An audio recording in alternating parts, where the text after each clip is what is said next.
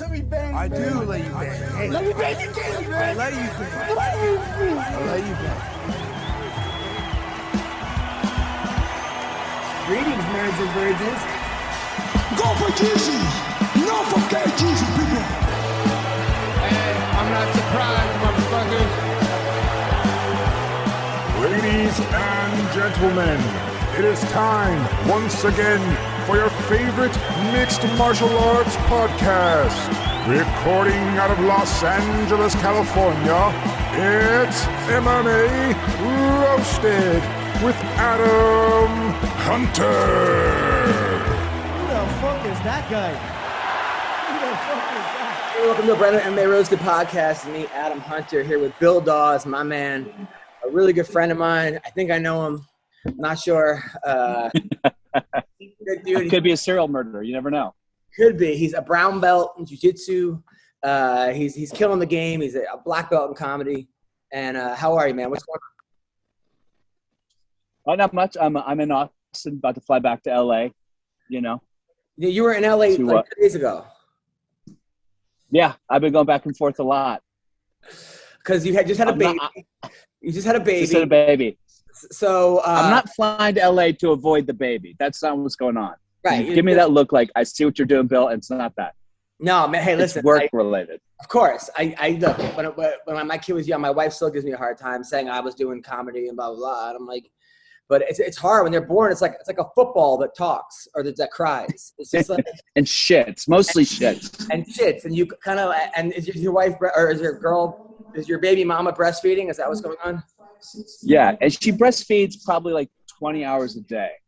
20 hours a day. Yeah. Okay. Like clearly that baby is not getting enough milk, but you can't bring that up because then she'll rip my head off for like, are you saying I'm a bad mother? Yeah. I used to steam my baby milk at night while my wife was sleeping. It's just to really? I was like the milk dealer. Like other babies were like coming up to my house. So like, hey, I heard you got the good milk, you know? But so your wife was able to make a lot of bottles with like a pump and shit, right? She had the pump, but it was hard. It wasn't easy. And I always felt, and also it's hard because they hand you the baby and the baby goes for your nipple. And then, oh, really? Mine would go for my nipple to breastfeed off me. And then nothing would come out. And then the baby would look at me like I'm a catfish or something, you know, like I just like it was, you nipple catfished her. Yeah, I was a nip fish. So I kind of know exactly what you're saying. It was, and then I was like automatically the enemy in the house. Like, oh, this is the guy with the fake nipples. You know, like I have like the bad weed or like fucking bad coke. But yeah, it's no joke, man. Being a father is like it's the greatest thing in the world. But I don't understand. I look at people like they have like 3-4 kids. I'm like, I don't know how you do it. What? I mean, they say it gets easier because then you just like the kids have each other for attention and shit, but I don't buy that for a second. I feel like that's bullshit for people that like want to keep the population going. They just tell people that it gets easier because they need more people in order for like the world to like. Because if you notice, it's always the same people having like one. Like people have 2, 3, 4 kids, or they have no kids. Very few people stop at one. You know? Yeah. Well, you know, it's also it depends on the community. Like the Jewish community in LA, just Jews in general. You're a Jew. I'm a converted Jew. You know this. It's like if you have 3 kids, you're like, that's it. 3, loser. Yeah, I know. You know? Are you your wife got? What was that? Wait, you and your wife have another? Are you going to have another kid, or what's this conversation? This conversation we talk about? She wants to eventually adopt a kid, which is something we're talking about. So I'm like, but maybe we'll have a kid. I don't know. I mean, I looked up like a youth home, you know, and I'm like texting my wife pictures like, should we get him? The kid's like 30 with like a mustache. She's like, you're so obnoxious. And there's a whole thing, but right now my wife and I are fighting over like my birthday. My kid's 3rd birthday is coming up, and we're getting, you know, Anna and Elsa from Frozen, which my wife thinks that I want because they're cute. Because I was at a party and someone was like, "Oh, she's pretty hot," you know, because they're like 20 or something, 23. I didn't say that; someone else said it, but somehow I got bumped into that. But not that, we're getting now we're also getting. She wants to get alpacas. Like alpacas for the birthday party. I'm like, we don't need like to come to our house. like two. So you need more than one. You need 2 alpacas. There's 2 baby alpacas, like Whisper and something. And I'm like, listen, we have a dog. We'll just put fucking hay on the dog. We'll glue it. Like nobody wants it. We don't need. It's like $1,300 an hour. Put a sweater. Put a sweater on the dog. The same thing, right? Dude, it's crazy. It's crazy. I'm like, wait, how much is it? $1,300 an hour? Yeah, for an hour and a half. You get to take pictures with it. The kids get. I'm like, we don't need this. And then I actually spoke to Mayhem, who might come on the podcast today. I'm not sure. And Mayhem was like, dude, definitely get the alpacas.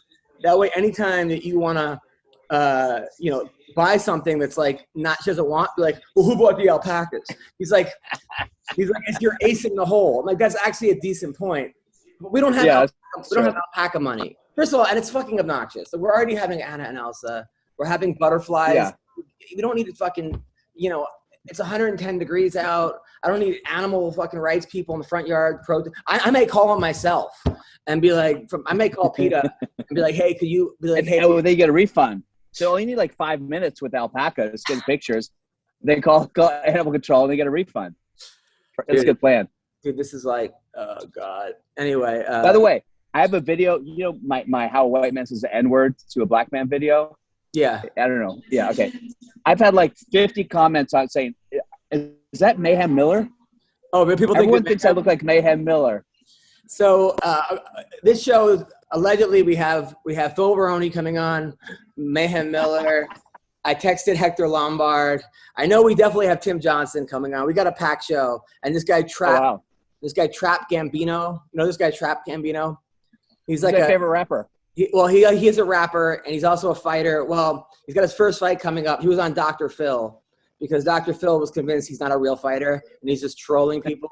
He sort of became this character. His name really isn't even Trap Gambino. It's something else. Of course not. A lot of people don't like him in Vegas because they say that he's like, a fraud and goes to gyms, doesn't work.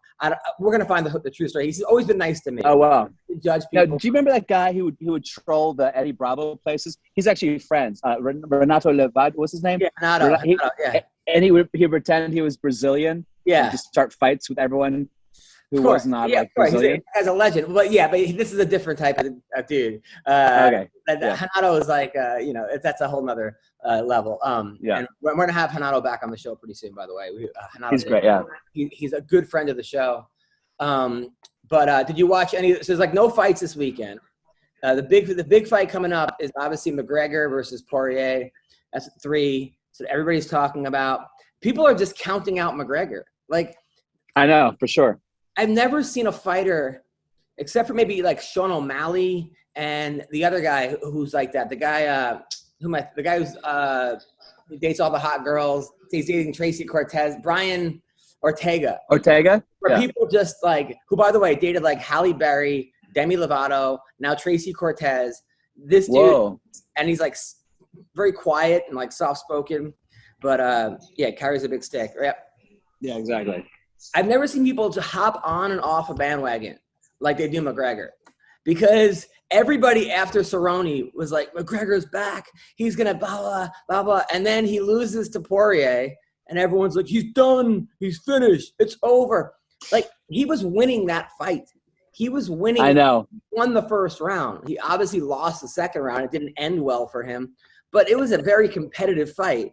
It wasn't like he just got blitzed out in fucking 12 seconds. I know, but he got taken out in the second round, which is for a 5-round fight. That's, you know what I mean, from basically from leg kicks. That's kind of like that was. I mean, as a McGregor fan, I was really disappointed in that there wasn't any justice. I hear you, but like Stipe Miocic lost to like Junior Dos Santos in the first round by was it Stipe? Who was it? No, Cain Velasquez did, and then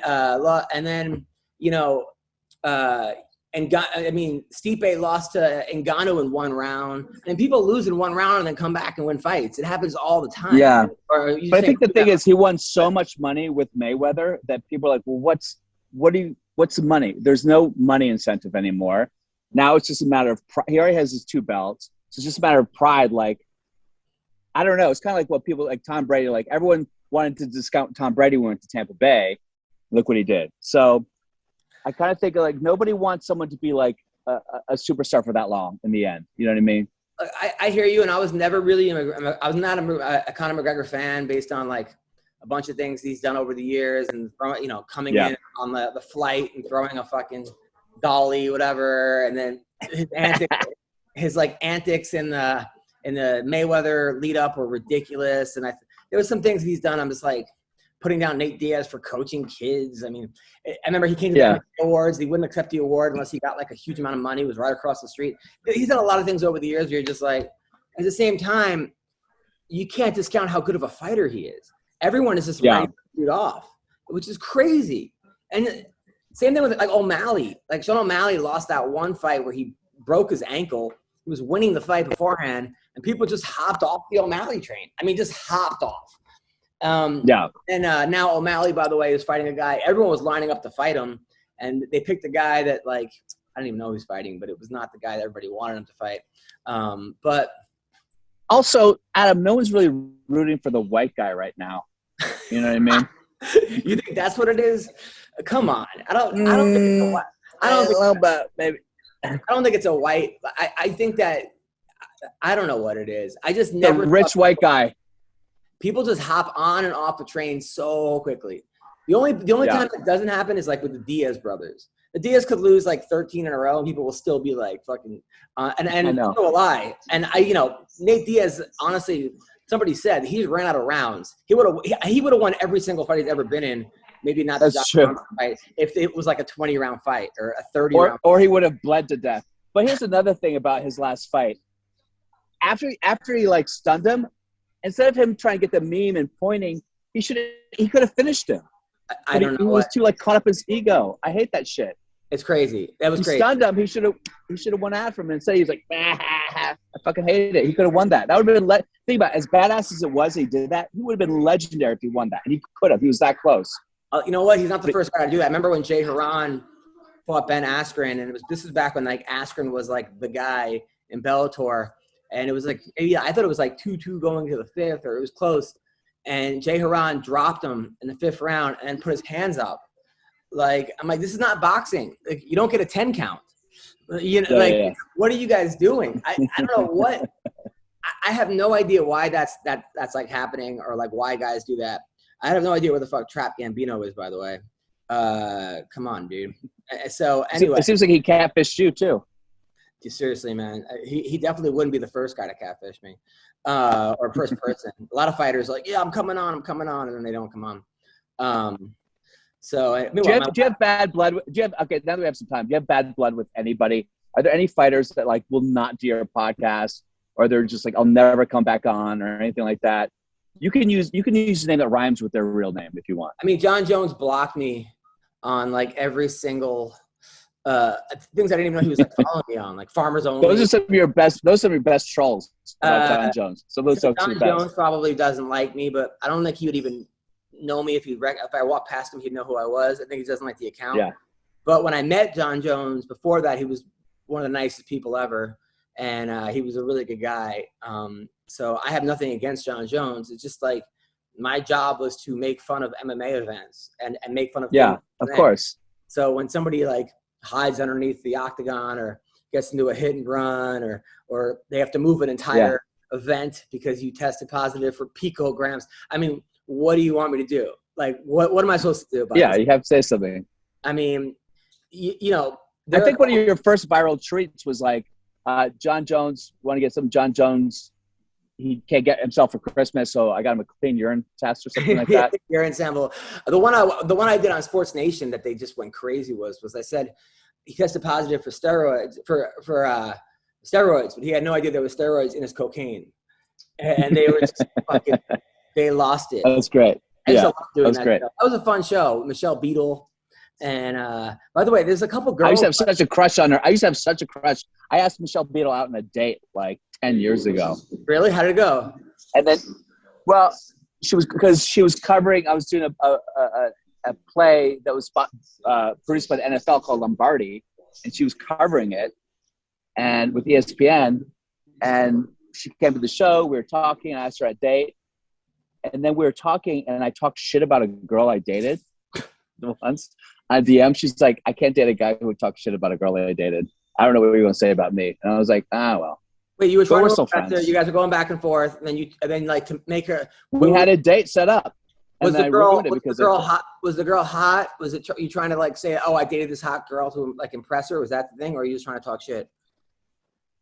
No, I don't know what I was trying to do. It was like I briefly dated Yogi Berra's granddaughter, who's a great girl.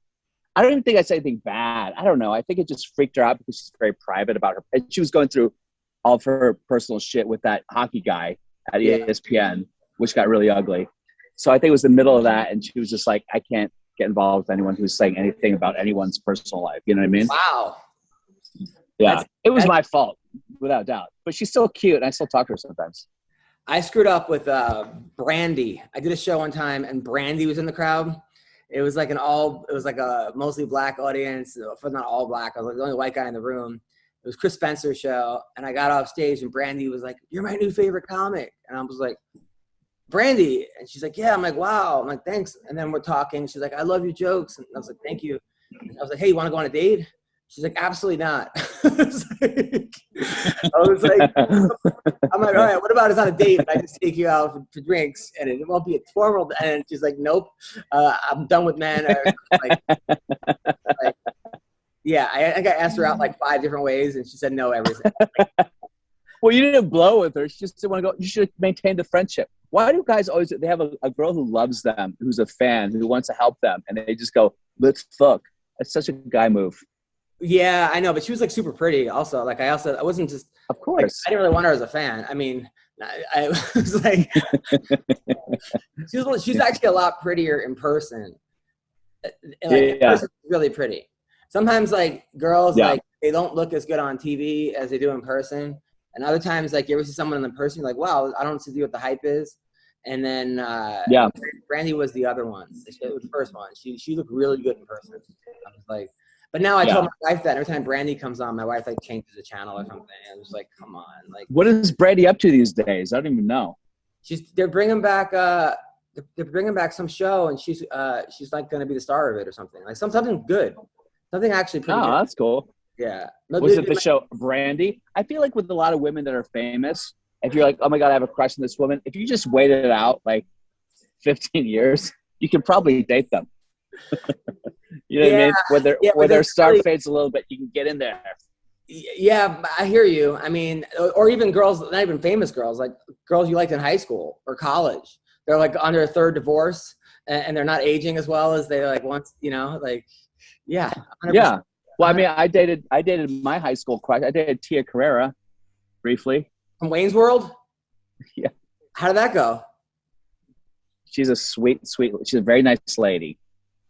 That's all I can say. So she's psycho? She's not psycho at all. She was great. I think she was just going through a divorce or something. I don't know. So it was like one of those situations, but she was cool. She was so But it was like 20 years before that, she wouldn't give me the time of day. Yeah. But I got in there right after her career was fading, a divorce, post Joe Coy. Perfect time. Wait, Joe Coy dated her too? Joe Coy dated her like 5 years before that. Oh my God. Really? I think she's going to be in a new series with Joe Coy. Really? Joe Coy? Yeah. I don't know. I don't know about any of this. Let's talk about fighting. This is depressing than the actual fights. By the way, my wife called me masturbating today. How fucking talk about depressing. Wait, your wife caught you masturbating? I came home. Where were you? Were you in the bathroom? In the shower. Yeah, because I was like, I woke her you up. couldn't just say I was scrubbing my balls? Well, I was holding my phone. Oh, you have a waterproof phone. That's good. She's like, what are you doing? And I was like, catching up on my Netflix show. I was like trying to think of I was like, I don't know, shopping for anniversary gifts. Like, I mean, she's like, well, why do you have a boner? I'm like, well, it's a very exciting time. I mean, it was just, she made fun. Was the volume on your phone? No, I don't know. I came home and I wanted to like, her mom in the room. I came home, so I was like trying to like wake her up. I was like, hey, and then she was like, I'm tired, I'm sleeping, blah, blah, blah. And I was like, oh man, I got rub on. I can't go to sleep. I wanted to go to bed. I couldn't sleep. So I went in the shower, and then I'm like, what? And then all of a sudden she's like, what are you doing? And I'm like, I don't, why? And then it was just like, it was so, dude, it was so embarrassing. See, what's weird about that is like, my understanding is that when women masturbate, they think about us. Like they think about their guy or their boy, or they think about like abstract things like feelings and emotions. But guys, we need like a visual thing. It's never going to be our girlfriend. So I was caught masturbating one time and she was like, well, at least were you thinking about me? And I was like, yeah, I was where you're going to walk in the entire time. I mean, of course I wasn't thinking about her. You know what I mean? It's a bizarre question. Yeah. No guy's jerking off thinking about his girlfriend when they're in the same house. No, dude, I know. It was pretty embarrassing though, because she kept bringing it up. Next day, I'm so disappointed in you. She used the D word. Oh my God. Yeah, and I was like, she's like, I was like, oh. It was disappointed rough. Is the best. It was rough. I'm disappointed in you. I don't even know why I'm telling you this. This is like stupid. You gotta tell someone. I had to tell someone. Right? I figured, why not tell everyone watching the podcast, all 74 people. All right, so, all right, let's talk about some of the fights on this card. I guess because we went over some other stuff. There really isn't that much MMA thing. I mean, Tyron Woodley is working out with Floyd Mayweather for Jake Paul.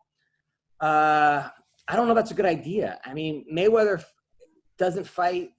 He's the best defensive fighter in the world, but I feel like he's not been successful at training other people. And also, who else has he trained?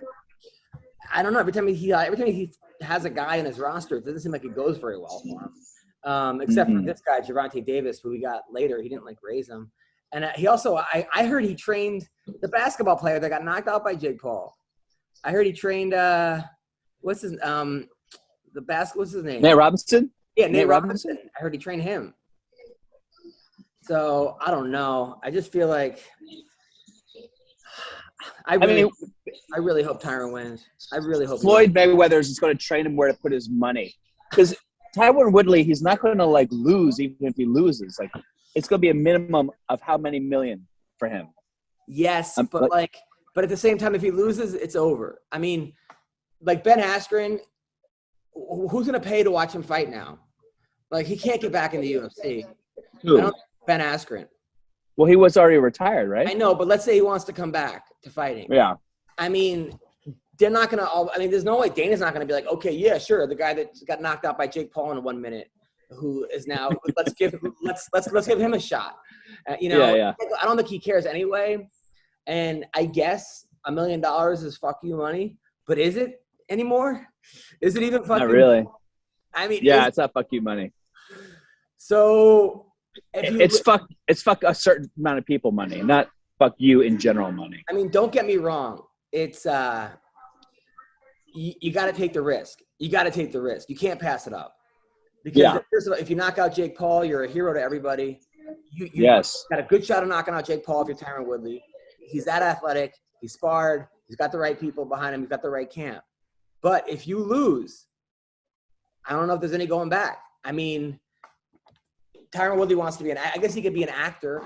He wants to still be an actor. He wants to be a commentator. Are people going to hire him to commentate if he gets knocked out by Jake Paul? Well, let me ask you this. So there was that clip going around of Jake Paul telling Floyd, like, take it easy, man. It's just exhibition, right? That was Logan. You saw Logan Paul, yeah. Oh, shit, I'm getting confused. Oh, yeah, Jake Paul is actually a better boxer. They're both good. They're both good boxers for amateurs. They're just not pro level. They're not good pros. And I feel like Logan Paul is like – it feels like Jake Paul has like bad intentions. Like he's got like a – Logan Paul has already been famous for a long time. He is an actor. But Jake Paul, I feel like, really wants to hurt people. Is it going to be an exhibition match or is it going to be like a full-on match? I mean, hopefully it's an exhibition so that Tyron could – I know he doesn't take steroids, but hopefully he'll just take juice up and go nuts because it seems like that's what Triller does. Although I think they're fighting on Showtime. So I don't know if it's on Showtime. It'll probably be an exhibition. The Mayweather fight was an exhibition. I don't know though because they can easily sanction this fight. A guy that's 2-0 versus a guy who's 0-0 in boxing. I mean Are they the same weight too? No, I mean Jake Paul walks around 210. He's gonna cut down to 190. Tyron walks around 185. He fights at 170. Oh, wow. So he's coming up about 20 pounds. But he's also not going to look fat. Whereas like Askren didn't have any muscle on him. And he was slow. Yeah. And, man, I mean, if they let that fight go at Askren, maybe he could have weathered the storm and took it into the 4th or 5th round. But there was also a good shot at him just getting fucking on a stretcher, like knocked out. Yeah. You know. Yeah. And who wants that? No. I mean, the thing about Ben though is I don't think he cares. I never saw a person who doesn't care as much. Like who does not care. Like he didn't lose sleep at all. Yeah. It's just crazy. I mean, I know that's a public image, but privately, you believe that's true too? Yes. I honestly think he doesn't care. Because he's got like a bunch of kids. He lives up in a ranch somewhere. Yeah, he's got 5 wrestling academies. He's got 3 kids. He's got a wife. He's got a ton of money in Bitcoin. He made a lot of money in ONE FC. He doesn't really spend any money. I just think he looked at it as like, it's like if I would have played basketball against and like lost to like a girl in basketball, I wouldn't give a shit. I don't play basketball. You know? Yeah. I don't think he doesn't care. Doesn't care. Yeah. I mean, I can't believe he has that good of an outlook on life. That he just doesn't care. He gets knocked out in front of the whole world, or he gets knocked out, got dropped. I don't buy it. I think some nights he's sitting alone in the middle of nowhere where he lives, drinking a beer, watching TV, just going to a dark place in his head. He's like, what a fucking piece of garbage I am. Just every once in a while. No? He only because he cares about wrestling. Like there was a guy that beat him twice in wrestling in the Nationals. I always forget the guy's name. The guy's awesome. He's a coach at Oregon now. And Chris Pendleton beat him twice in the national finals. And 13 years later, Ben still wouldn't talk to him. Like, that's how Ben is. Ben cared about that. Yeah. Like Ben lost in the Olympics. That bothered him. He felt so bad about that. Like he was like gutted. A boxing match. His whole like point in MMA was to prove that you don't even need striking and that you could win. Yeah. Like he was like, it's like his own personal experiment. Like he doesn't care. I don't. Some people say he might have Asperger's, and maybe that's I don't know much about Asperger's. Maybe you just don't get it. But I have no idea. I don't mean to discredit people with Asperger's. But I know that Colby Covington called him Askren Burgers. That was his name. Yeah, that would make sense. So Gilbert Burns versus Stephen Thompson. I'm excited about this fight because this is like a UFC 1 fight where you got a guy who's a high-level BJJ black belt, one of the highest levels, against the karate master in Stephen Thompson, who, I mean, that's got to be, like, if I'm Colby Covington, I honestly think that Usman's an easier fight in a lot of ways than Stephen Thompson. That he's got to be the hardest guy to fight because you got to learn that you got to bring in a karate. Stephen Thompson? Yeah, you got to bring in a karate master to your dojo, and you're just not used to a guy fighting like that. How good is Stephen Thompson's takedown defense that good? It wasn't in the beginning, but you look at the guys who couldn't take him down. I mean, Woodley barely took him down, but that was kind of, it is really good. Guys aren't taking him down. I mean, the fights that he's lost, he's been knocked out. You know, he got knocked out a couple times. I think Pettis knocked him out, right?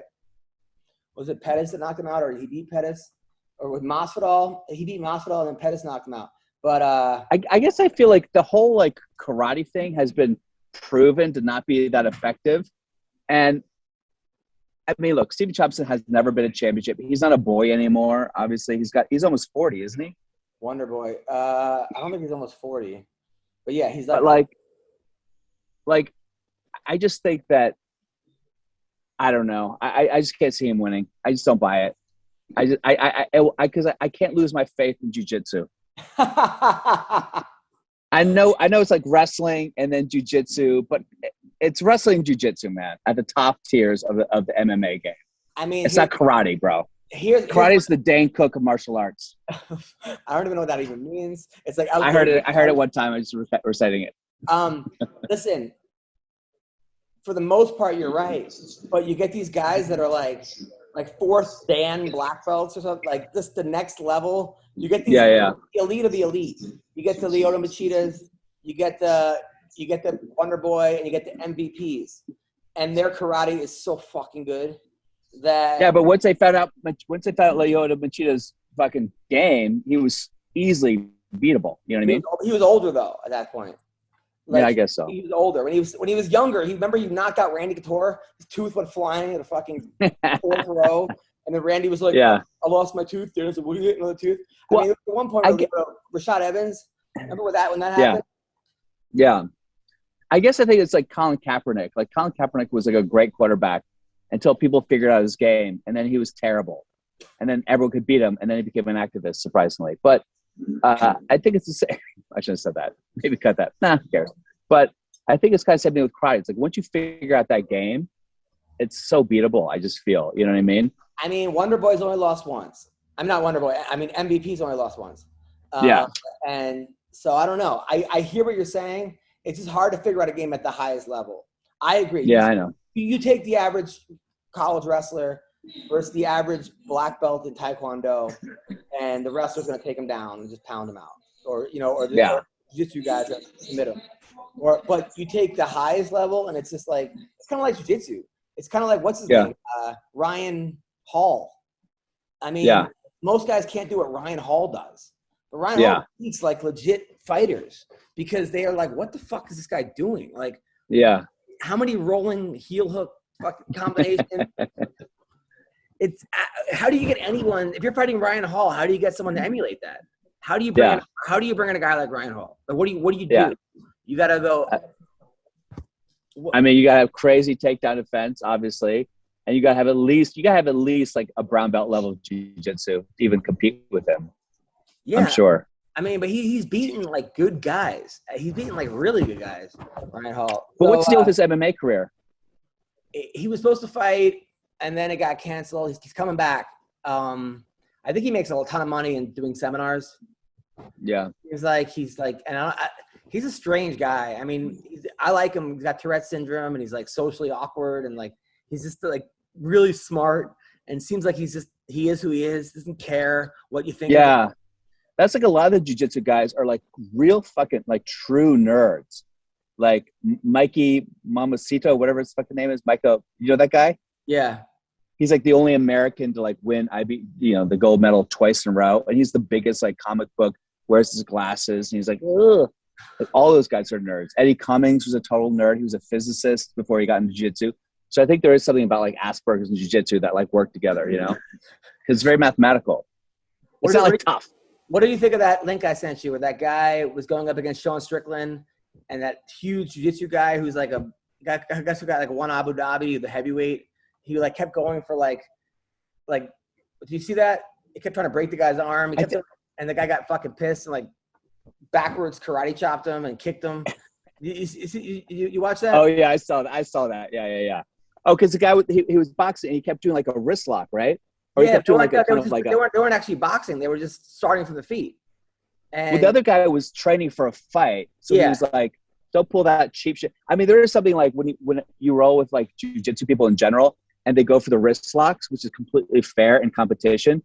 But what happens in a gym, you're like, really, bro? You're going for my wrist in a gym? Because you can like really break someone's wrist like that. And it's, but it's fair. I mean, it's legal. It's like, if you don't want your wrist lock like that, then defend it. Like that guy needs to learn how to defend that shit.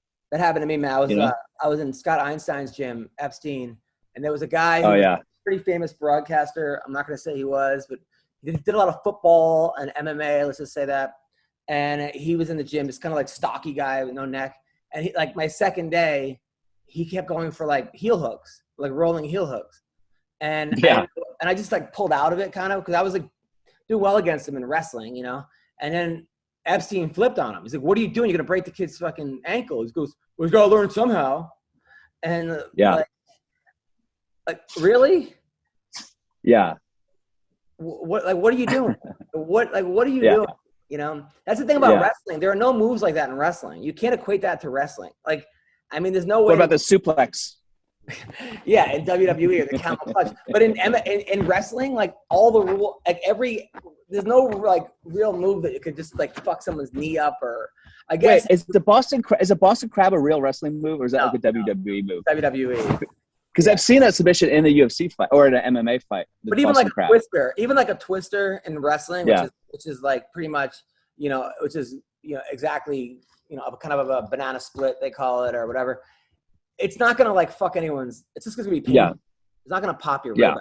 I mean, maybe it will. People will go, oh, dude, my cousin got us. I understand that. Like, I understand you can get hurt wrestling because people email me, go, just so you know, I get it, okay? But in jiu-jitsu, where the move is to get somebody to tap, and you could literally pop their fucking arm out if they don't tap, you can't equate that. You know? Yeah.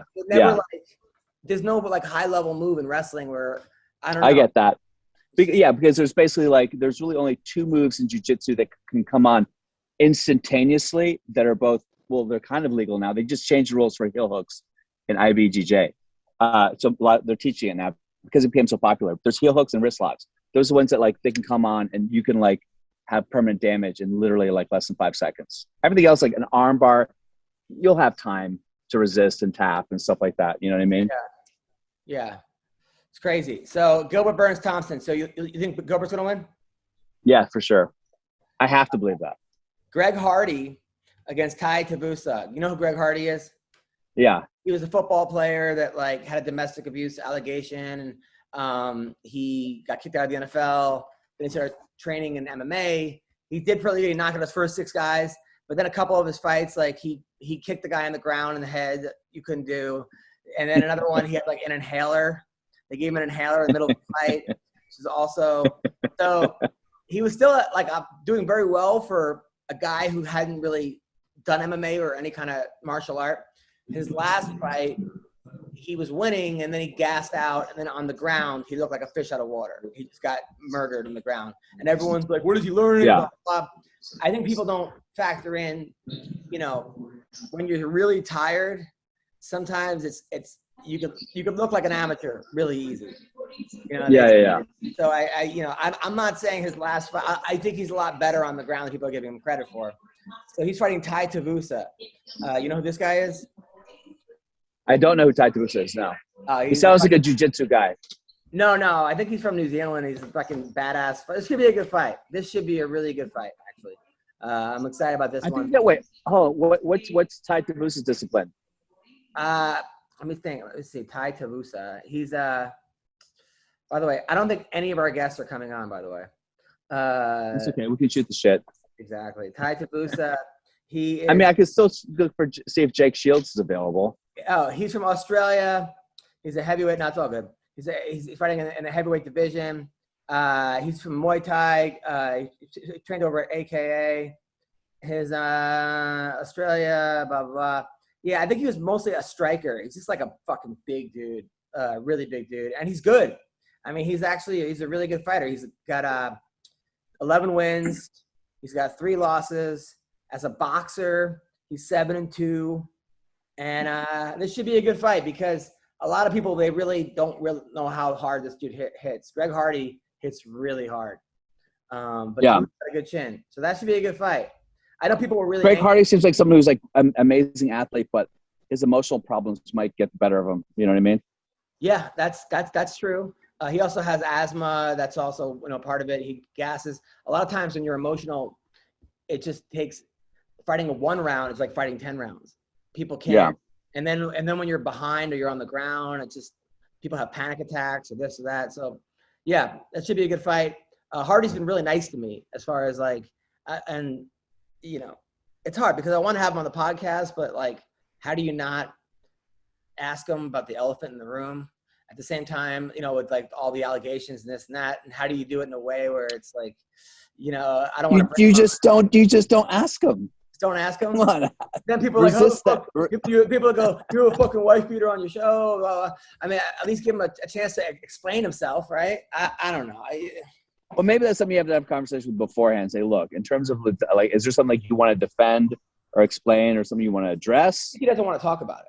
I just think he doesn't want to talk about it. Yeah, I'm sure. I mean, he's been dealing with that since football, Yeah. All right. Tim Johnson is a guy who is a badass fighter. He had you could watch this fight last week in Bellator? No. He fought in the main event for the Bellator heavyweight championship. And it was a war. And I think they could have given it to you.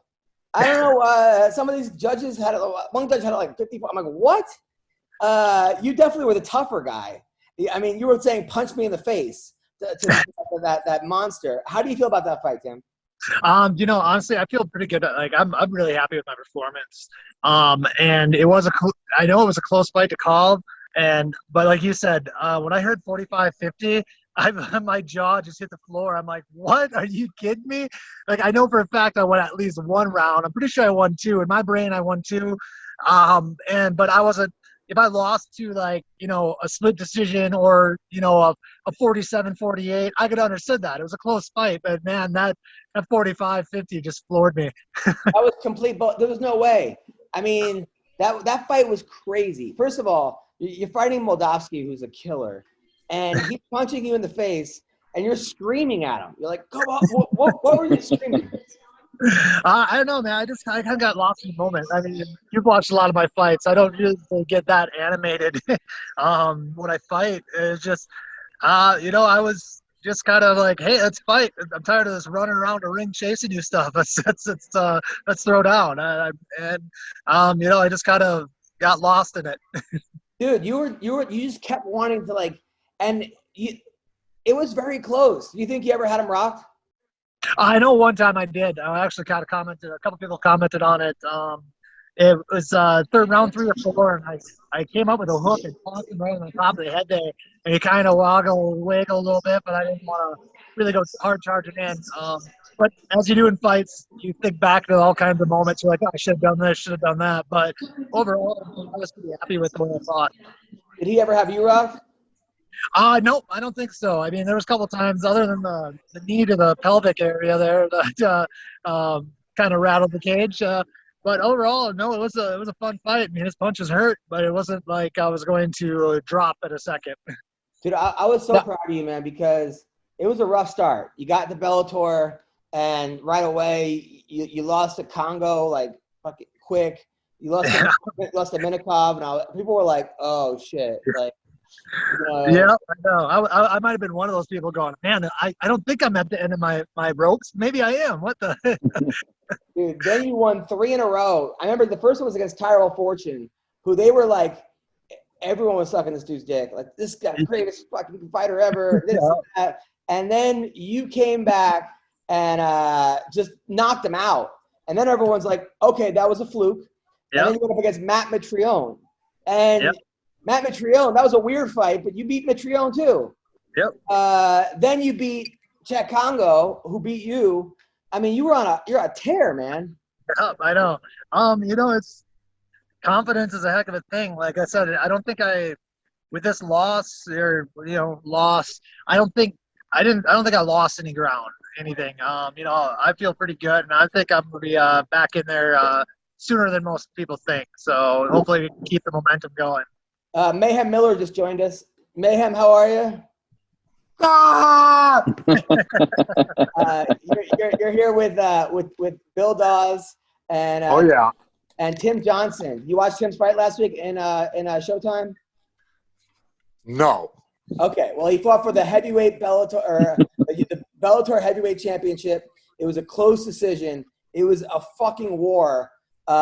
Now, I read all about it. No disrespect to the man. I mean, he seemed like a God-blessed warrior. But, the thing is, like, I didn't know it was on TV.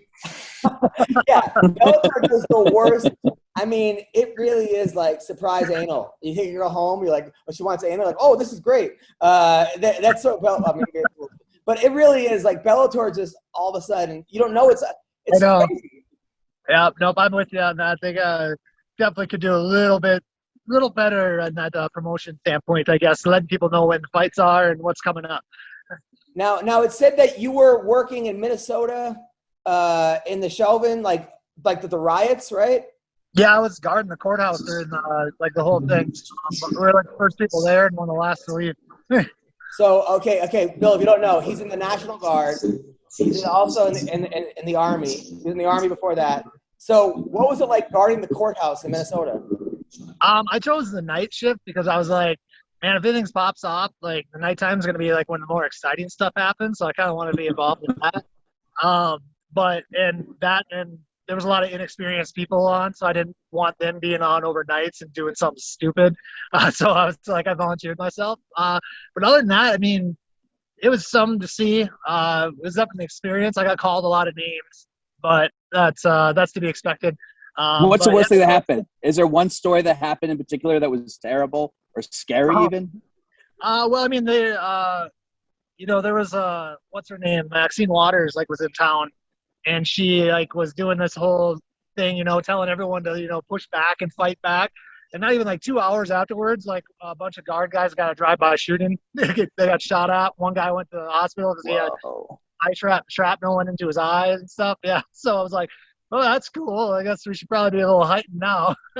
It's funny that wasn't covered in the media at all. Anyway. I don't think it's that funny they didn't cover that. Wow. Well, hey, man. Hey, look, first of all, thank you for your service. We appreciate it, as Americans. God bless you.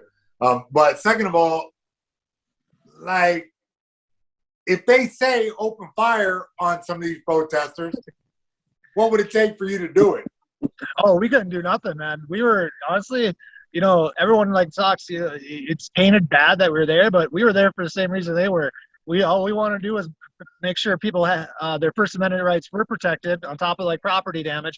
And we were there, like I said, they did pretty much everything their job. Like, they had agitators a couple times, but they kind of did their own. They policed themselves. So, like, our job was there to, stop agitators but we didn't have to because they did it to themselves. Like, they made sure everyone was on the level because they wanted to make sure everything was civil.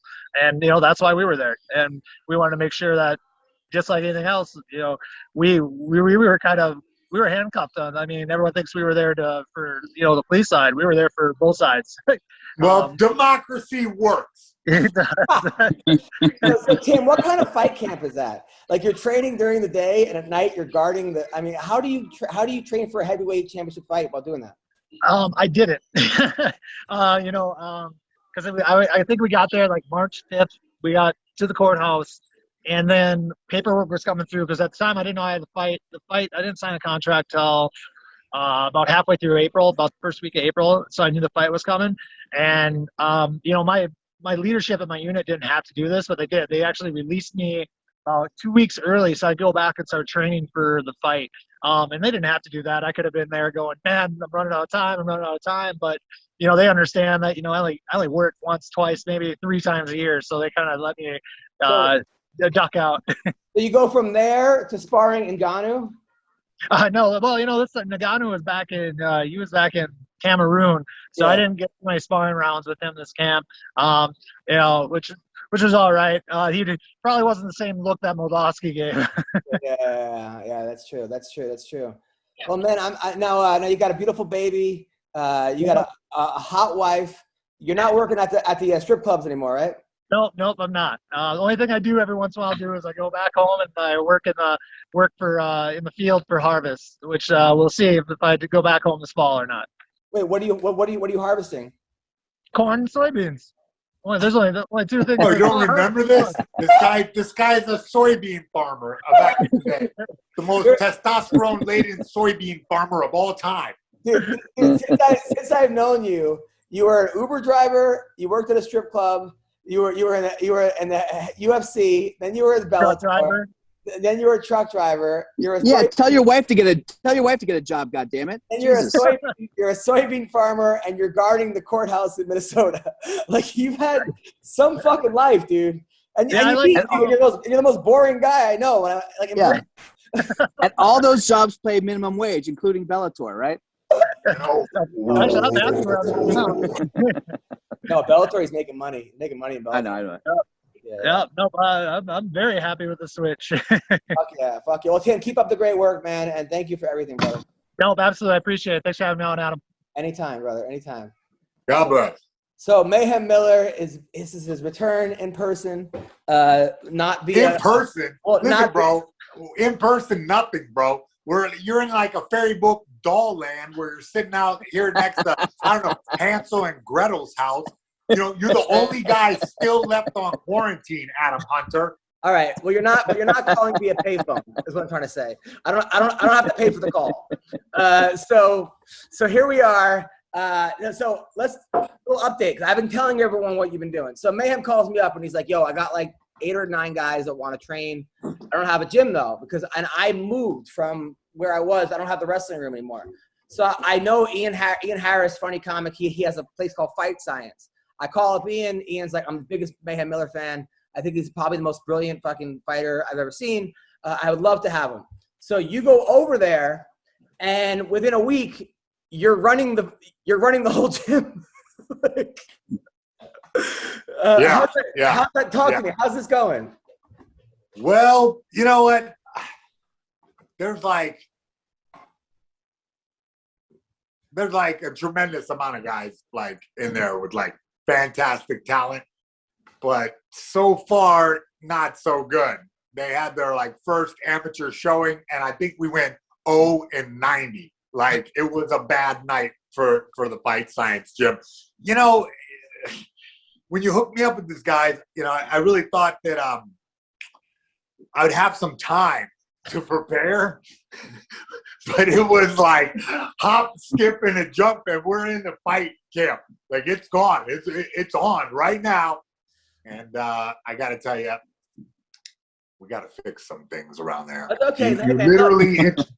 You literally introduced me to the Bad News Bears of MMA. Well, it's okay. Well, like I said, so much potential, but at this stage in the game, it's going to take a lot of work. Well, I feel like that's because it also describe you. Yeah. So that's like they're yeah, exactly. Their life and my life are like co-intermingled. I don't even know what to call this. You know what I mean? I'm just like, it's a new phase in the Mayhem plan. Well, there were so many funny things. First of all, you go there and they didn't tell the gym that you were going to be there. So Ian said he got a bunch of texts saying, Mayhem Miller's here at our gym. like you were like invading the gym, right? So then you come in, and there was one guy that thought it was like open, like the first practice, and it was sparring day. So you said one guy showed up he has never fought before, but he did pretty good. Like he's a rugby guy, and like listen, I don't even want to talk about that guy because that's like my secret weapon. Like this man has the gifts from God that just, you can't get him anywhere else. You can't buy him and shoot him in your ass. You can't take a pill and be this guy, because he just has the work ethic and the genetic gifts that allow him to do superhuman stunts. Right. And he's my pet project, where he's gone from nothing to, I'm going to develop him into, a world beater. All right, so that's great. That's great because now I had heard, like Ian said, he saw him. He had a couple black eyes after the first day, but you're working with him. Yeah, I gave him both those black eyes. I didn't realize that he would duck into uppercuts like that. It just, you know what I mean? Fundamentals. That's what we're working on. Got it. Now you were did you leave? What happened? Nah, I'm just plugging in the phone, bro. Okay. Now you were a very unconventional fighter, Jason. I mean, you really had like an amazing blend of jiu-jitsu with like kind of, I mean, they even said, what do you have, parts unknown with like what they put. You did, is it hard like implementing what you would do versus like, because they need fundamentals, right? But versus your style of fighting? Well, here's the thing is that over my career, you know, like I was active fighter for 20 years. And throughout my career, I like went to a lot of different camps and saw a lot of different techniques and different styles and kind of soaked them up, you know, like as a student of the sport, you know, not just for myself, but to also understand during my career the different types of body shape and athletic style and, attributes that would be assigned to my opponents.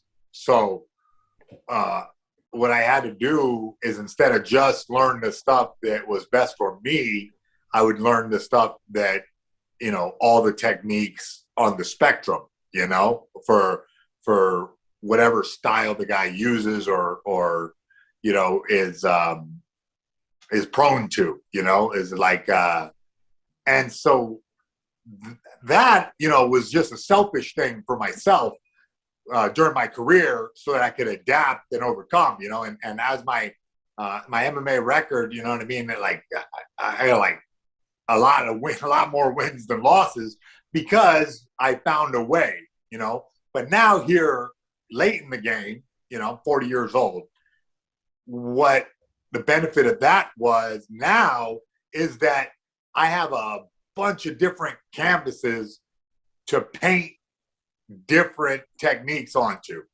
You know what I mean? Oh, this guy used to play rugby, strong tackle. Okay, let's turn this guy into a boxing wrestler. Okay? Oh, this guy's a fantastic kickboxer, right? He put all his skill points into kickboxing for a long time. Okay, let's develop some underhooks. Let's develop reaction to sprawl. Let's develop, keeping distance with jab and striking from the outside instead of standing in a close stance. You know, there's just such a wide variety of different, and then you get guys who are completely raw, and, you know, they're like 18, 19, 20 years old, and they have so little experience that you're along for the ride. You get to see which direction that they want to take their game. Oh, this guy, you know, he fucking played Street Fighter. Now he wants to do some Eddie Gordo shit. You know what I mean? As a wrestling coach, sometimes it's a lot easier to get a kid that knows nothing and someone's good at, like, because it's hard to, like, especially if it's like what they're doing isn't right, but it's working. And then you're like, okay, this is going to work to a certain point, but you're going to get to a certain level, it's not going to work anymore. People don't believe you a lot of times. They're like, but it's pinned everybody. I know, but you're going to get to that next level that this shit's not, you know, and then it happens and they either trust you or they don't. But it seems like when we talk that the guys are really coming around. Yeah, they're coming together, man. I feel like there's at least 5 stars in there, and there's like 3 superstars. Like it's pretty amazing to see it this early in the game. But those guys commit, you know, and really put in the time. I feel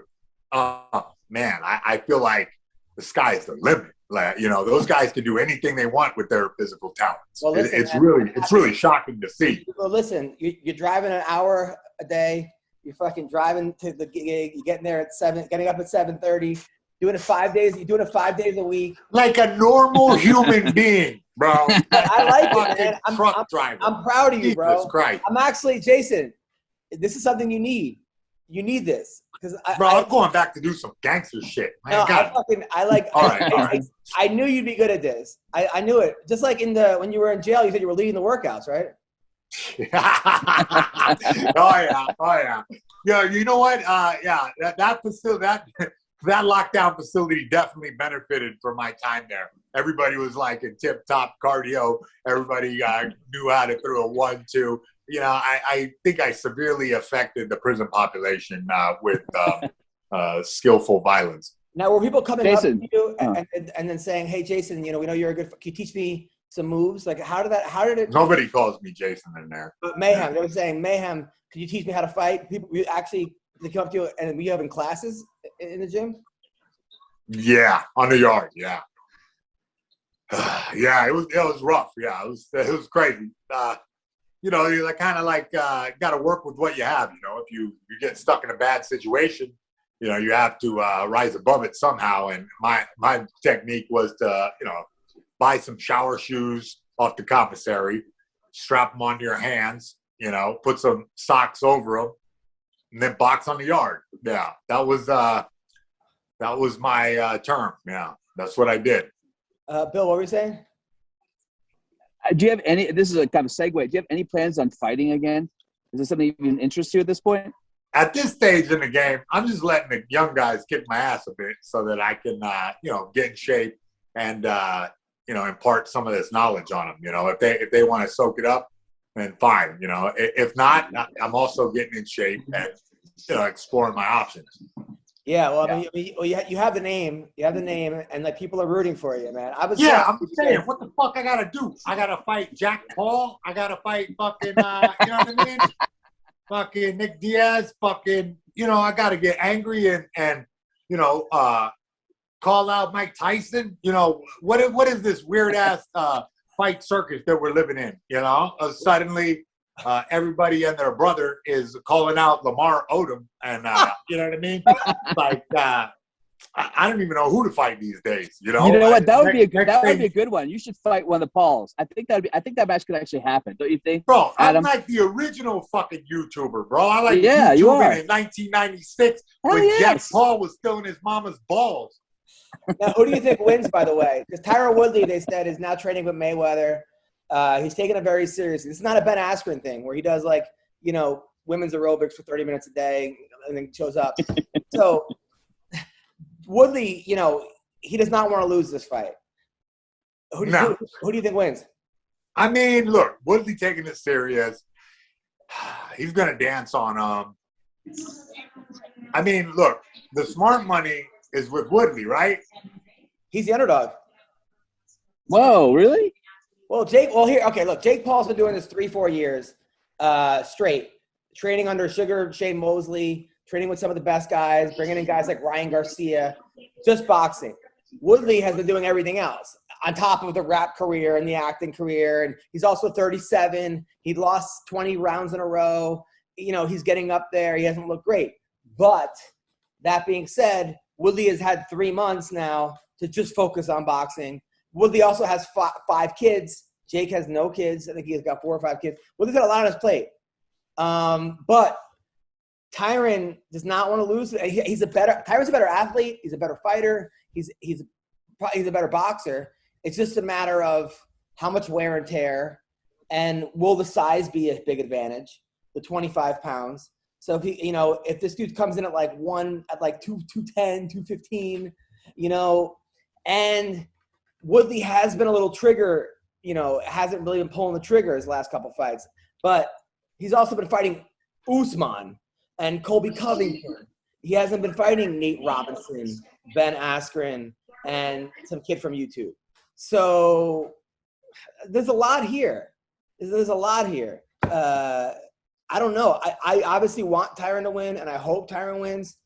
But fuck, man, it's not going to be a walk in the park. No way. There's not a lot. We don't know that. There's not a lot here. One guy's a real fighter. The other guy ain't no amount of steroids, crack cocaine going to make you into a fantastic fighter in 3 weeks. You get me? 3 years. So, yeah, they can go ahead and underdog Woodley all they want.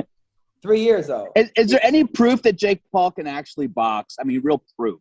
Other than, I mean, come on. Do we have any proof of it? That he's good?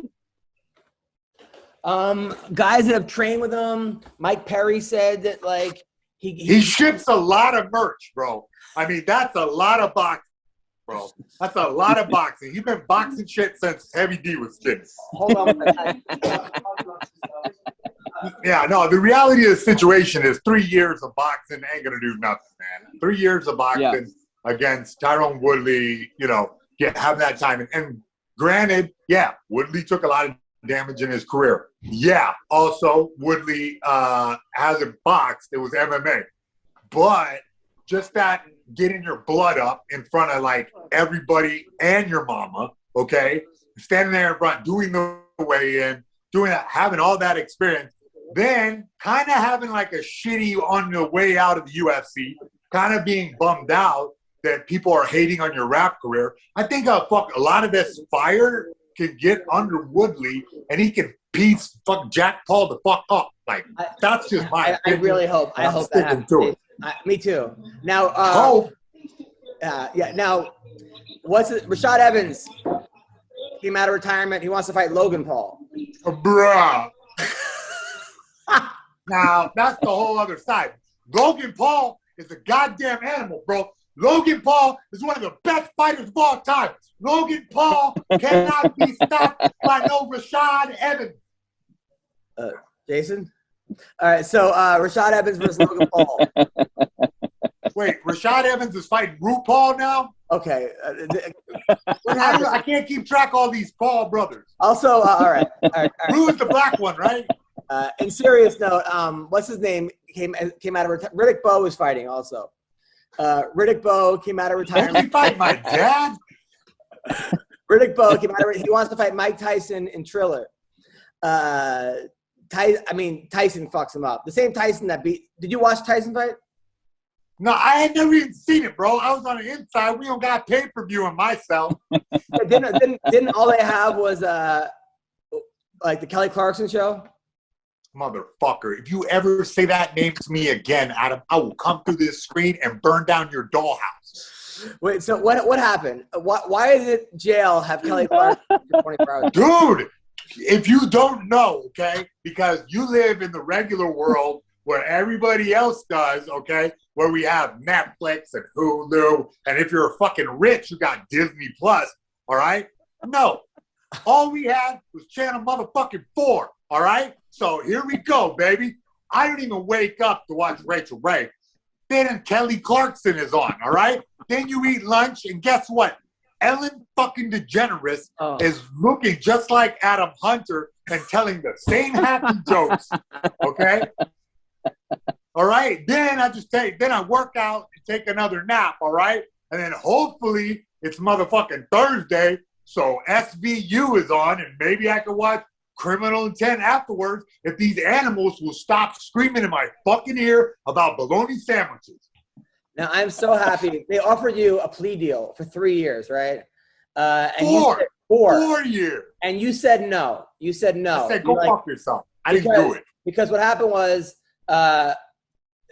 you and your girlfriend, ex-girlfriend were living together. She told you to bring her car back. You took the car back, and then she said you stole the car. No.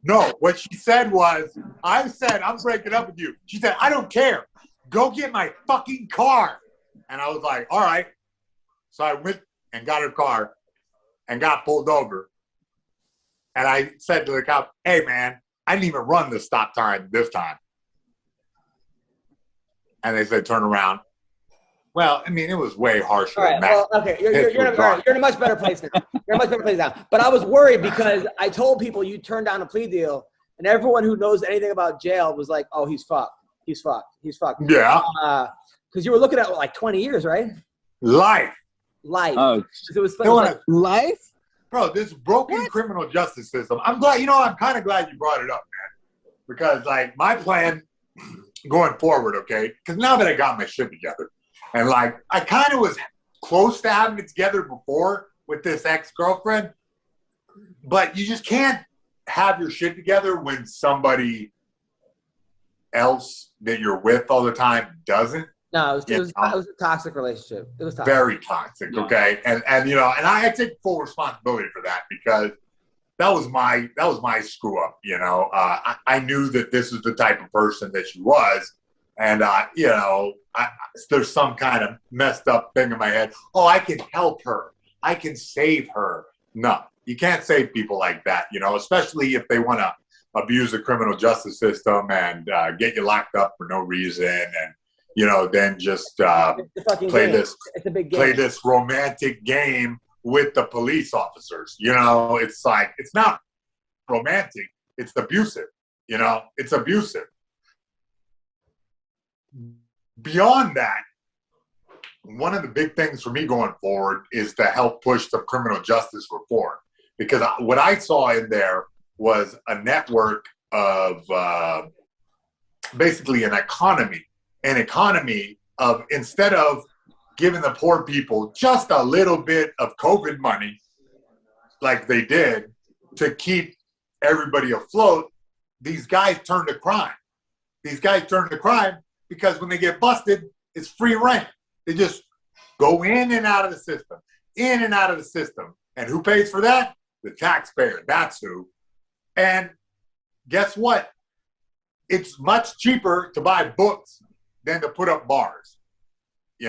So that's something I'm very interested in. And right now, talking to some people about kind of setting up a political action committee to take action on this kind of thing, especially in California. California is like this strange welfare state where, they'll give money to like all these subsidies and corporations, but the prison industrial complex is one of them.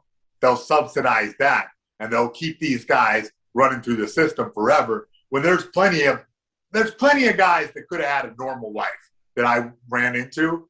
They could have had a normal life, but that's just the economics of it. You know what I mean? Shove your butt full of drugs and go to jail and then sell the drugs in jail. it's sad, man. It's real sad. And then this time you weren't. You were with general population, right? Where last time. Yeah. So that was the whole must have been crazy experience. I mean, it wasn't general population. It was more like most dangerous population. Yeah. So, you know, I got to see like a wide variety of murderers and dangerous criminals. So, but I also Ma'am, do you have a TV show? Do you have a TV show that you can develop around this? I mean, it seems perfect for you. I mean, you know, that's another thing that I'm exploring, you know, because everyone's like, oh, write a book. You know, I think this is like better adapted for the screen because the adventures that I've been into are, I mean, they're hard to just put into words almost, you know, it's almost better to stick them in a movie and you know, and it doesn't have to be any kind of biopic, you know, that's fine. Even like a reality TV show like Bully Beatdown, but with a criminal justice system. You could do something kind of use your skills. You know what I mean? Bruh. I'll come up with a pitch. Yeah, please. Like, give me a one sheet on my desk by Monday. I appreciate that. Well, lucky for you, you have a set of skills that it's, you know, and you also have people now around you. I know Camilla, and you have a great gym. You know, I'll always be here for you. So you have people that. Thanks, bud. I love you, man. That means a lot to me. It's the truth, man. People are rooting for you. I mean, when that shit was going down with you, I lost weeks of sleep. It was beyond depressing. And I'm really happy that now you come out on top. You're a different person. You know, when I tell people when Mayhem is sober and Mayhem is focused, like there's nobody better. You know, yeah, that's the big thing, bro. That's the big thing too, is that what people don't understand is, you know, if you use these coping mechanisms, and you're around toxic people, you know, both of those things, that's a dark path, but that's a dark path. And a lot of people were quick to pass judgment or, you know, like be very negative because the internet gives anonymity. You know, you can just pass your judgment in silent. And to be honest, I really feel like I was like one of those guys a long time ago that was like, what a dumbass, this, that, and the other.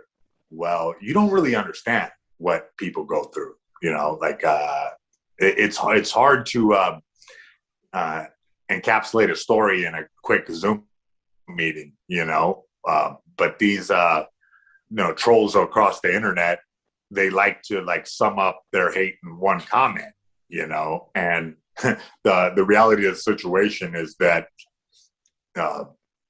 we all live our life. We all have complex lives, and mine is just more adventurous than the normal average Joe. I think a lot of people were not rooting. They're like fans, but they're fans of like the train wreck. You know, they liked watching you fuck up your life because it was entertaining. And I'm like, you're not really. I get it. You're not really a fan, though. You know, like I understand what you're saying. I understand why this is entertaining, but if you're a real fan, like you'd be like, hey man, like if you really care about this person, don't encourage this shit, man. Like, you know, like we know how this is gonna end, you know, and it's, you know, so. Well, you know, it's kind of baked. Look, it's kind of my fault. It's like baked into my personality to be a risk taker and to be like living a dangerous lifestyle. Like, I wouldn't have became a mixed martial arts fighter, you know, had I been a soybean farmer. You know, that's just not me. You know, I'm just I'm wired differently. The excitement factor, you know, there could be a genetic explanation for it. You know, I've read a lot of books by Robert Sapolsky about how the fact that, you know, your genes do determine a lot of your behavior. Your dad jumped out of parachutes in Vietnam. Yeah, like Vietnam, he ain't that old, but yeah, my dad was a paratrooper. All the Miller side are very risk-taking type people. And then on my mom's side, everybody is very analytical, very data-driven, like very take notes on this. Jason, man, what I like about you, though, man, is because I've been like, you know, I don't know, Bill, if you know the back. We have a long backstory with this. I won't. Where, you know, Jason on the podcast. Yeah, I know about it. Yeah, kind of flipped out a little bit. I'm a big fan, by the way. Anyway, man. I'm a big fan. But I've been keeping him updated with like anything on the internet. I always text him. But what I like about you, Jason, is that sometimes that your heart and your ability to root for like root for like the underdog. For example, like the Joe Schilling thing. I sent you that thing where Joe Schilling, I don't know if you watched it, knocked out a guy at the bar, and it could have been avoided. The guy probably was being a douche. At the same time, Joe Schilling punches that guy. He lands the wrong way. The guy's dead or fucking paralyzed for life. Joe Schilling's in jail. Like, what did anybody ever win from that?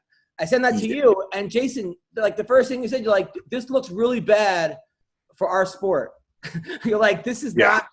And like, and, that's coming from me, who definitely has put a fucking black eye on MMA multiple times, But I can recognize some dumb shit when I see it, you know what I mean?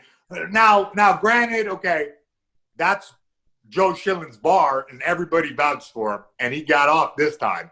You know what I mean? Like, he's not, maybe he won't get in trouble at all. I hope not, because I don't think anybody really, like that kind of thing. The guy didn't get hurt. Maybe he had a black eye, okay? Maybe a concussion. Yeah, maybe he'll sue Joe, okay? But going to jail over a little bar fight is like, that's some stupid American shit that only happens in America, where you have to go through 8 months of court over a little scuffle, okay? Now, what you said is absolutely correct. He could have fucking killed that guy. Joe is a professional killer. Like, his punches are lethal. And I have been charged, same situation, guy was being a douche, knocked the guy out, assault with a deadly weapon for punching him. Oh, you're a professional fighter. Your hands are deadly weapons. So, Joe really got off easy on that one, if he doesn't get charged. I wouldn't be surprised, though, if some DA with a hairy bug up its ass will start charging him on this, and the cops will just come hem him up. But, I mean, look, Joe is like world-class kickboxing champion, and he knocks out the employee of the month at Enterprise Rent-A-Car. Like, dude, of course the guy was being a douche. Of course the guy has every song on his iPod with the N-bomb coming everywhere, and he knows all the lyrics. Yeah. So, it's one of those things where helps nobody to KO. Yeah. And what I said is all these people that are like, yeah, good, blah, blah, blah. I'm like, man, you guys are good. Joe's going to, see that. Maybe he won't. Maybe he will. Be like, yeah, and then knock out the next guy. Are those people going to fucking come visit Joe in jail? Are they going to post? Are they going to try to GoFundMe for fucking Joe Schilling? Are they going to help him out? No, they're going to move on to the fucking next. So you got to be really careful who you listen to on the internet. Yeah, I mean, look, the KOing a dude that's dressed like Dwight Schrute without his glasses. It's kind of a sad. The only thing that will make it more pathetic is that guy was wearing a pocket protector. You know what I'm saying? Like, knocked his pens everywhere. Yeah. Like, man. It bummed me out. It bummed me out because I thought, because when I first saw that, I was like, shit, Schilling's going up. Damn, that sucks, Then the story came out, okay, the guy's a big dick. All right, good. I'm glad. I hate for someone to get busted over some dumb shit. Yeah, no, I hear you. Now, so Jason, since you've been out, I know the last time you were out, it was a tough transition. You're just like, I remember we were hanging out a lot, and you were like, man, I feel fucking weird. And I'm like, yeah, you've been in a fucking cell for a year, 2 years, whatever it was. How could this possibly be normal? How's the adjustment period been like this time? Oh, it's the same shit. I got to relearn how to talk. I don't know how to communicate as well as I did before. I swear. It's starting to get easier, but obviously it's a tough transition. It's inhumane what they do to prisoners. And like I said, I want to do something about that moving forward. But just for me personally, the benefit was that, I've read more books than you. Oh, 100%. For sure. Yeah. You have one. But anybody, it's like you're stuck in a box. You fill your head with knowledge, and that's the only way you can survive. But yeah, the transition has been great. Like you said, I have some people around me, including you, and I want to thank you very much for that, man. that are looking out for me and me only, not, you know what I mean, my money, my pay, my like this, that, and the other. They're just trying to like make sure that I live healthy and I also like hearing about you. You actually, I mean, not only that, it's like I actually love hearing your stories. Like it's like the highlight of my day. One of them is like hearing you coach random people at the gym, because like some of these kids don't even know who you are, which is also kind of funny. Like they're just like, who's this fucking loud guy, you know, and they don't know that you beat Sakuraba or that you fought, you know, Jake Shields. Oh no. Some of them know too much. They know all my losses. They know every round that I fucked up, you know what I mean? And it's one of those things where, you know, I love them more for it, you know what I mean? Yeah. If they see my ups and downs, they've seen my ups and downs, you know, they realize that a lot of the guys are smart where they go, oh, wow, this guy has been in it since before I was born. So let me pay attention because he's picked up some stuff from the best camps in the world, you know, because I like floated around, you know, back in the day, Team Punishment when Tito was the best guy ever. I was there when Dan Henderson was crushing dudes in Pride. I was there, you know, when I moved on so many times to different camps and would hang out for like average like 4 years, 3 years. So you pick up a lot of techniques, you know, you pick up a lot of that stuff. And so some of those guys really respect that. Other guys are like, fuck this guy. He lost to Michael Bisping. God, like Michael Bisping, some chump. No, like one of the best of all time. And if I could, I got my ass kicked. Fine. I'll take that loss, you know. But, you know, the amount of knowledge that I soaked in is definitely outweighs the losses that I had in my career, you know, like and to pass it on to these guys nowadays is like, man, it feels good. It feels good. Upcoming fight, Conor Poirier 3. Who do you like? Oh my God, bro. Listen, bro, I was like, all right, fine. Poirier's definitely got this in the bank, right? But then Chael Sonnen goes and says Poirier's gonna win. Kiss of death. Way to go. Way to go, Chael. You could have just said McGregor, and we would all been happy. But no. He always picks wrong. How can a guy so smart pick so wrong all the time? You think he knows that whoever he picks is going to get the most clicks? And maybe. That he goes the other way because he knows that people will go, oh, well, Chael picked that. I mean, he's You know what? I wouldn't put past insider trading on a guy like that. You know what I'm saying? Sounds a little sketchy, you know what I mean? Chael might got something going on with Vegas. You need to check his phone record. You know what? As a matter of fact, I think the SEC needs to investigate Chael's son. Dude, me and Chael, literally, I'm like, I was trying to tell him that Julio Cesar Chavez was fighting, and he's like, yeah, right, let me use that. I'm like, it's not a joke. He's like, you got me. I'm like, bro, he's fighting Macho Camacho Jr. He's like, yeah, the guy's dead. I'm like, no, his father. Dude, this went on for like 20 minutes, and like I'm calling him, telling him, now I have to prove that they're really fighting. And he's like, I'm going to bed, dude, but I love your joke. I'm like, I'm not fucking. The next day, I post him a link of the fight. He goes, dude, this looks really realistic. Like, it happened. It fucking happened. Bro, CGI, them deep fakes is at it again. Yeah, hey, man, let's talk about that fight, that card, bro. Hey, I know you probably already covered it. MMA Roasted, bro. You do 90 of these shows a fucking week. So, hey, but Anderson Silva, how fucking good did he look jumping in from the outside, inside? Wasn't that the same fight? The same fight card as that? I know, that was Chavez Jr., who's like, you can't get a more privileged guy who just keeps getting handed fights because of who his dad was. And he just keeps fucking it up. Just like, yeah. Well, yeah, here's the thing is that, okay, but here's why, though, okay? Because you had, and this is interesting to think about, big brain status with Woodley, is that traditional boxers do not fight like that. Anderson was jumping in from the outside. The range is so far with MMA that we're used to jumping from way outside and hitting and touching the guy with like that uppercut that Anderson does is not a boxing technique. That's MMA. That uppercut where you lead with that And normally you go up and then left high kick. I mean, like, if you're southpaw, you go like lead upper with the right and then left high kick.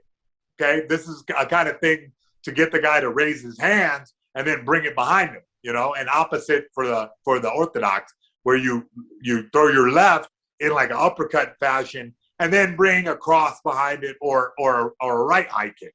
Okay, now how do you prepare for that if you don't got no MMA guys in the gym?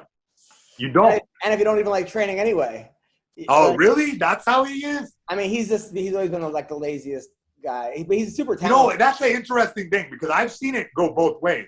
I've seen people with like rich daddies who like raise up above the level because, they have to because their father like has set such a high standard. And I've seen motherfuckers just sit on the couch. He's good. He's always missing weight. He just loses the guys he shouldn't. He's just a guy that like, I think that he's just very talented, but doesn't have. His father was the warrior. His father was the guy that came from nothing, But I don't know. But I think that was more impressive to me than Jake Paul knocking out Ben Askren in a punch. I never even seen that either. By the way, like I didn't have the heart to watch it. You know what I mean? Because I know you're best buddies with them, and I just couldn't even. I was like, well, that happened, and I'm glad I was locked up for that one. Dude, he was tweeting before the fight because they were playing all these like 12 rappers. It was Snoop Dogg followed by Doja Cat. I mean, it was like a concert, like Ice Cube. And then Ben had told a bunch of his guys on the rest that he coaches their parents to watch it. So he's tweeting before the fight. This is not very family friendly entertainment. Like that's what he's worried about. Bruh. And I saw that picture of the weigh-in, you know what I mean? He had an impressive physique for a pat of melted butter. Dude, he's what the fuck was that, bro? I mean, he got up, though. He got up, and then he walked forward, and the ref thought he was, like, off. But that's the way he walks anyway. That's the way Ben yeah. It was crazy. It was crazy. But you watched Aaron Carter. I showed you that link. He was bombing. Buddy, listen here. That was what you call what is it called when you get your ass whooped, but like a moral victory. That was a moral victory. That was kind of like one of them street fights, you know what I mean?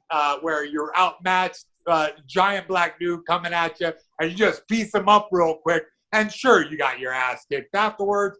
But you know what? We got the footage. The first 20 seconds of the fight.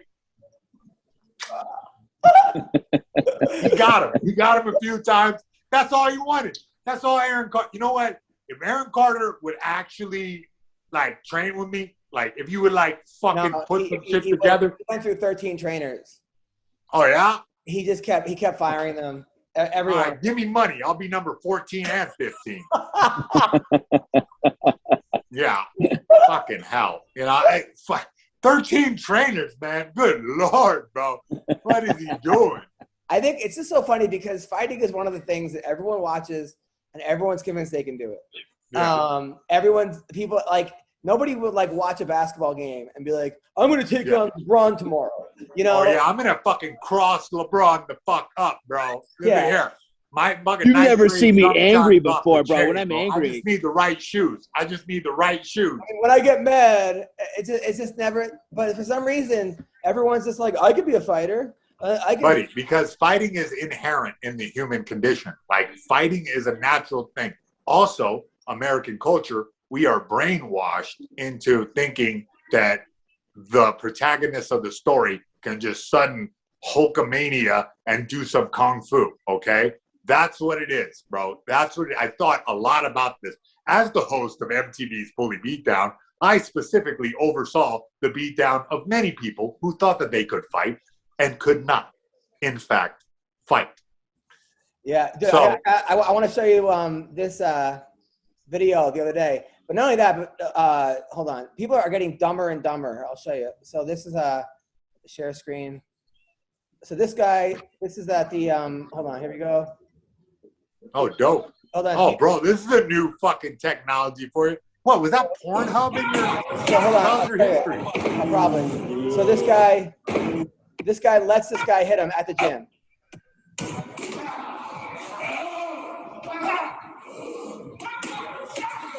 Hey, bud. I don't know if my Wi-Fi is just like whack AF, but all I saw was like a GIF that was filmed on a potato. Wait, what did you say? I couldn't see any of that. I mean, I saw like a slideshow basically of a dude with dreadlocks going. Bill, did you see it well or no?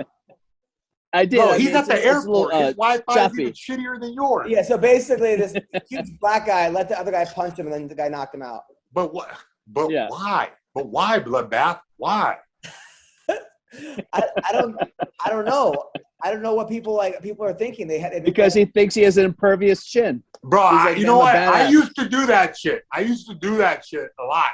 I used to let guys just fucking sock me. And then I like started thinking about it like, it's pretty stupid. I better stop doing that or I'm not going to be able to do it anymore. Maybe that was like the 13th trainer that Aaron Carter went through. I don't get it either. I don't understand like what's the point of letting someone punch you in sparring. It's like tough guy status. You know what I mean? Like, oh look, that shit didn't even hurt. Yeah. Yeah, I've done it plenty. I fucking took a Bisping on the chin. I just put my chin out and let him hit me. Big mistake. Don't do that again. No, you know, it's like I know you don't want to have any excuse. Well, we'll talk about that. So Phil Baroni wants to fight John Gotti Jr. Go. That needs to happen. Yo, that needs to happen tomorrow. What the fuck? So Are you serious? No, well, John, it's the youngest Gotti who's he's a fighter. He's like 7-1. He's ripped. He's like Italian. You know, he's got tats. He's the king of Massapequa, Long Island, whatever. So Baroni. Massapequa? No, there's only one king of Massapequa, and that's Phil Baroni. So Baroni keeps calling him out. I think it'd be. I don't know. Why not? Right? We got to get Baroni a fight. We got. Bro, no, that I know because Baroni is doing, bro. Let me tell you though. Let me tell you, Adam.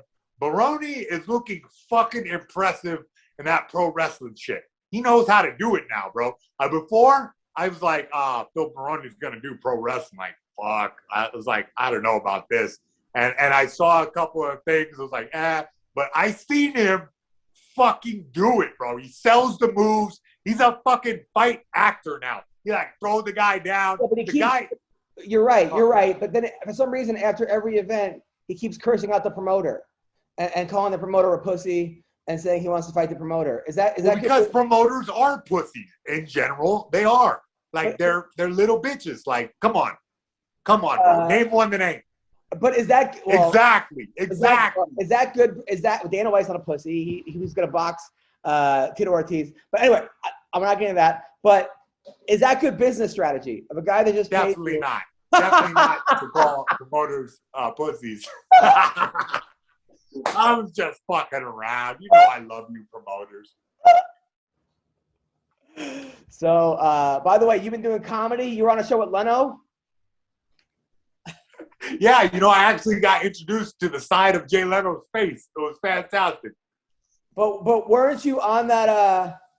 But we're okay. Oh, by the way, speaking of Phil, Phil Baroni. Baroni is joining us right now. No fucking way. How the fuck if I say Baroni 3 times, does that happen? He just shows up? I didn't even look in the mirror when I said it. So here's Phil Baroni joining us on the podcast. This is the best MMA Roasted Podcast. Phil, how are you? Phil, you look kind of pale. Everything okay? Phil? Is that Phil Baroni? Phil. Good God. He doesn't know how to unmute his microphone. Okay, hold on. Let me see. Phil, hello, Phil? Yeah, I think I'm on mute now. Hey, what's up? Yeah. You're on with Bill Dawes and Mayhem Miller. Phil, how are you? Good, man. About to the gym. Congrats on your wrestling match last week. I heard it was very successful. The fuck? How'd you hear it was successful? Because I saw the video and you guys were like going at it. It seemed like people were very entertained by it. Oh yeah. I'm good at that shit. But did you call the promoter a pussy afterwards? I don't like the guy. He's a piece of shit. Okay. All right. Well, we're not going to talk about that. He's a cheap Well, piece okay, of well, shit. He's a cheap piece of shit. What happened? He's just a cheap fucking jerk off piece of shit. I drove all the way to the AC and didn't get me a room. He can suck my fucking dick. Yeah, well, that sucks. I mean, fucking give you a room at least. Fucking scumbag. I was the main event, douchebag, cocksucker. ICW Whoa, Barone. Hey, man. Bro, can I, like, talk for you from now on to the promoter? I mean, maybe I could translate some of this Massapequa badass into English. You know, because calling these guys cocksuckers is probably not the best idea. Give a fuck. $250 to suck my dick. Oh, fatality. All right, now now you're calling out John Gotti Jr.? Yeah, John Gotti Jr. He's a what? He's a Pussy. I don't want to wear that shirt. He's a pussy. All right, now why is he John Gotti Jr. a pussy? He is, bro. What do you mean? What's a pussy? Well, no, but isn't he like a pretty decent mixed martial artist? He's like 5-1. Well, let's fight though. Let's see. He lost already. He's 5-1. Yeah. He was undefeated. I'm the king of New York. That's why. I thought he was undefeated. If he already lost, fuck him. He didn't lose him. He didn't even fight in a big show, and I give a shit about him. I thought he was undefeated. He's not undefeated, but you're not undefeated either. No offense. I mean, a lot of people have. Shut the fuck up. I fought every fucking major fucking promotion against every fucking top fighter in the world. Everybody was trying to get into the fights I was in. Wherever the fucking biggest promoter was, where the best fighters were, I was there fighting. So that's why I have a good record. But I fought the main event for the title in every major promotion. This is all true. Covered the UFC video game on it. Covered the fucking UFC fucking knockout video. So I don't know. There's a million guys with fucking cheap ass fucking intern UFC belts. There's not too many UFC video game covers. This is all true, Phil. This is all true. But So really, if you want to go by record, if I was sucking dicks and fucking kissing ass, I would have probably done better. But I fought all the best guys in my whole career. Okay, but why do you want to fight this guy? Like, how did this beef start? I don't know. Because I'm the king of New York. No beef. I just fuck that guy. That's why. but general, fuck that guy. In general, fuck that guy. But here, anybody from fucking Long Island's good. Fuck that guy. There are a lot of good. Chris Weidman's from Long Good. Island. What about Chris Weidman? He's from Long Island. He's good. He's got his own fucking problems right now. So he's got his own problems right now. I don't. He's not. I'm not worried about him. All right. Well, Phil was on like 56K dial-up, bro. I couldn't hear a damn word he's saying. You know what I mean? Did he just hang up on you too? Yeah, I'm gonna guess he did. Where the hell is he? He's just frozen. Right, I think he's here. Phil, are you still with us? Phil? I don't know what's going on. He's the best, man. My God. I love him. A show with Mayhem and Phil is the best show ever, man. You got to admit. Hold on. Hello? Now Bill hung up on your ass. Nobody likes you, bro. All right. Okay. Come back, brother. I don't know what's going on. Barone was not in a good mood, though. Bro, I mean, that's putting it lightly. Dude, I don't even know why he called in. You know what I mean? Just to hang up on you. That's probably why he called in, just to hang up on you. Sometimes I feel like doing that same thing. What did I do? What did I do? It's just a natural thing that you have going, bro. I'm trying to get him back. I'm trying to get him back. All right, Bill. So how early did you go to this airport, Bill? Yeah, what is he doing? He's flying standby on Southwest? Yeah, I knew I was coming. You're hanging out at Cinnabon I knew I was doing the podcast, Bill? so I had to come here early, Adam. I came here early for you guys. So I'm waiting in the airport like a dick, 2 hours early. But now my plane is booked. All right, I give up. Try to do a podcast. Bill left. You're doing a great job, bro. Keep going, dude. Keep going. This is all right. Hold on. If you're going through some shit, keep going. Instagram models. What gym was he at, Barone? Fuck if I know, bro. I just got out. You know what I mean? You tell me. I look to you for most of my news. How about Ngannou getting stripped out of the fucking? Is that happening? He's stripped out. We got to talk about that too, right? Because look, Derek Lewis, bro, that's like my favorite guy in the whole world. I hope this motherfucker becomes a champion. You know what I mean? But another part of me says, yo, man, Ngannou came straight from Cameroon and won the damn title and earned that shit. He earned it, you know, and like took it off Stipe, and that's a like no tall order. You know what I mean? And he did it. And now what? He doesn't fight after like a weekend and they strip his title? I don't know what that was weird. It's weird. No, I'll tell you what that is, bro. I'll tell you what that is. Look, that's like the corporations being all corporation-y, you know? Like you're going to, instead of doing what's right for the fighters, for the champion who's earned it, you know, they got to do what's right for the shareholders. And, you know, we need another title fight, you know? Why don't they just make up a new belt, like the big bad motherfucker belt, and then have Derek Lewis fight for that against old Gane. Motherfucker belt. Yeah, you know what I mean? And then fine. Then we'll unify the titles, the big motherfucker belt and the heavyweight championship. I'm just saying. I feel like Derek Lewis is definitely the big motherfucker champion. I don't know. Gane definitely knows, like, he's a complete martial artist. That's for sure. So it's no like short order cook, you know. That's like a real ass fight. I think he wins. Honestly, I think he just outpoints him. Yo, my girl said that Adam can probably hear you from his house without Zoom. So maybe I need to take it down a notch. No, you're doing great, man. I'm just trying to find where Barone went. He's like mad now. He's mad at me. Bro, I would be mad at you too with your stupid ass questions. He's putting this shit on in the Instagram, like good, and on Twitter. I'm asking him about it. Like, hey, I hope he quotes me on that. What? I hope he quotes me on it. Yeah, right. What are you doing this weekend? Oh man, probably just having sex. All right. Well, Jason, it was good to see you, brother. Oh shit, the show's over. My bad. I would have came up with something better if I knew that was the last thing I was going to say. Happy you're having sex. Keep it up. Keep me posted on the fight team. I love you, man. I love you too, man. Hey, Bill, fantastic job. Phil Baroni, fantastic job. Adam Hunter, bro, you know what? You're a golden god. Thank you, brother. Take care. Bye-bye.